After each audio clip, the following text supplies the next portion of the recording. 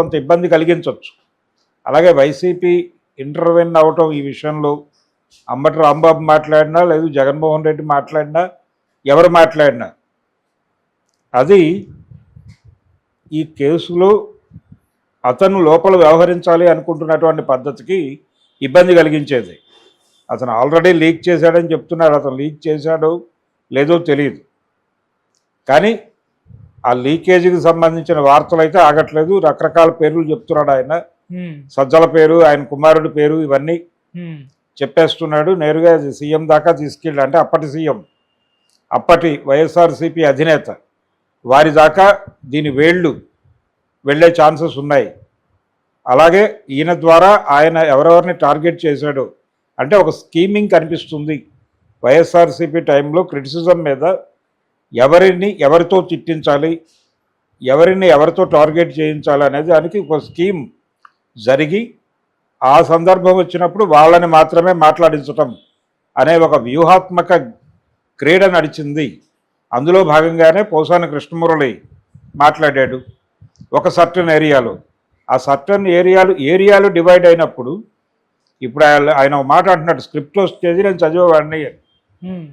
ఈ స్క్రిప్ట్ వచ్చి చదివేవాడు అనే మాట బిలీవబుల్లా కాదా అంటే, బిలీవబుల్ అనుకోవడానికి రీజన్ ఏంటంటే ఇవన్నీ కూడా డిజైన్డ్గా జరిగిన, ఎవరు ఎప్పుడు ఎక్కడ ఏం మాట్లాడాలి అనేది చాలా సిస్టమేటిక్గా అమలైందని ఆ రోజు నుంచి తెలుసు ప్రపంచానికి.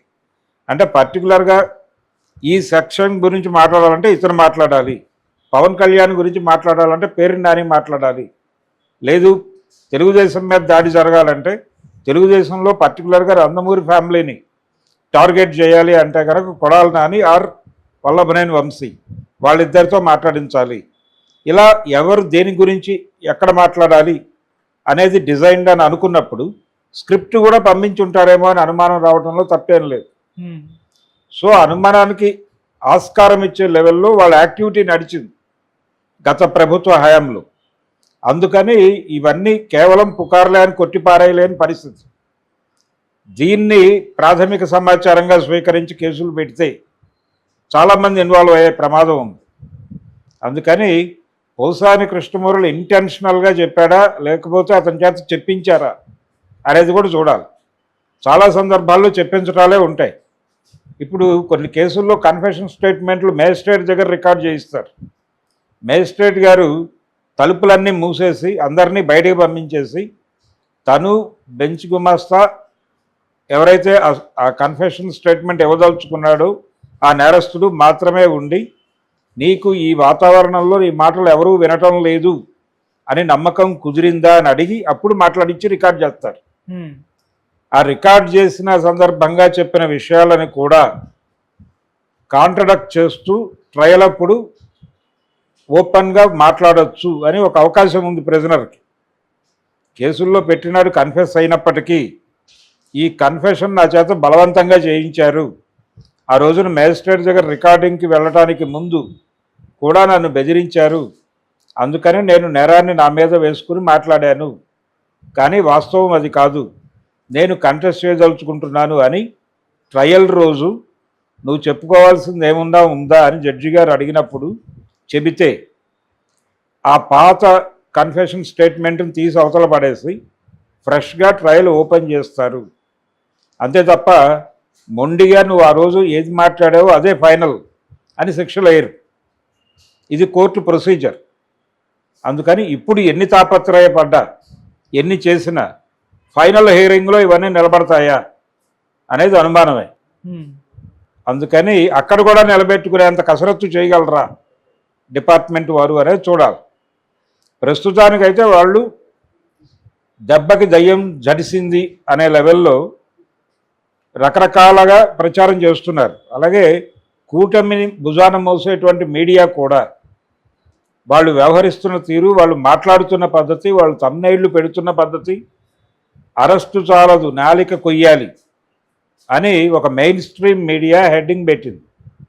అది తమ్నైలే కావచ్చు కాక, బహుశాని అరెస్టు చాలదట వాళ్ళకి, నాలిక కొయ్యాలి అని తమ్నైల్ పెట్టాడు. ఏది ఆ ఛానల్ హెడ్ మాట్లాడుతున్నటువంటి వీడియోకి. ఓకే. కాబట్టి మరి ఇవన్నీ కౌంట్ అవుతాయి కదా రేపు పొద్దున్న కేసులు వేసుకోవటానికి. దీని మీద ఎవరైనా కేసేస్తే ఏంటి పరిస్థితి?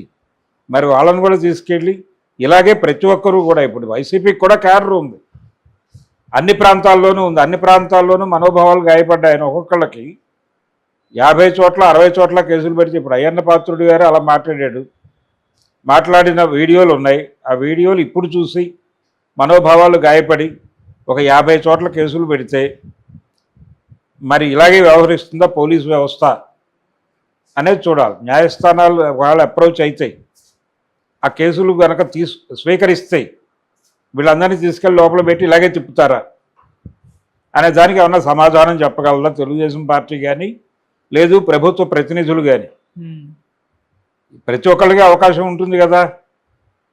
పవన్ కళ్యాణ్ చెప్పులు చూపించి కొడకల్లారా అన్నాడు కదా, మరి ఆ స్థాయిలో ఎందుకు ఆయన టెంప్ట్ అయ్యాడు? ఓ పార్టీ అధినాయకుడిగా ఉండి పైగా సంస్కారము సనాతన ధర్మము అని పదే పదే మాట్లాడే ఆయన చెప్పులు చూపించి కొడకల్లారా అన్నాడు కదా, ఓపెన్గా అది ఉందిగా, వీడియో అవైలబుల్గానే. మరి ఆయన మీద కూడా ఒక 50 ఓళ్లలో కేసులు పెడితే ఏంటి పరిస్థితి? ఇలాగే వ్యవహరిస్తారా?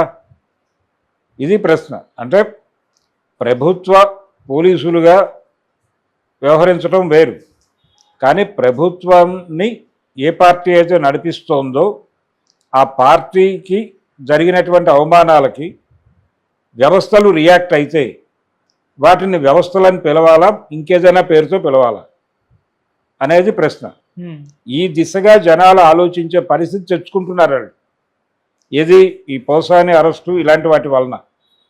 అందుకని నేను మొదటి నుంచి చెప్తున్నది అదే, మీరు ఒక రాజకీయ వాతావరణాన్ని వాళ్ళు కలుషితం చేశారు అని మీకు అనిపిస్తే దాన్ని కరెక్ట్ చేయాలి అనేదే మీ మోటో అయితే దాని మీద కేసులు పెట్టండి, అక్కడ వరకే కన్ఫైన్ అయ్యి ఆ కేసులో బలమైనటువంటి సాక్ష్యాలు ప్రొడ్యూస్ చేసి వాళ్ళకి శిక్షలు పడేలా చేయండి, వాళ్ళని జైల్లో పెట్టండి.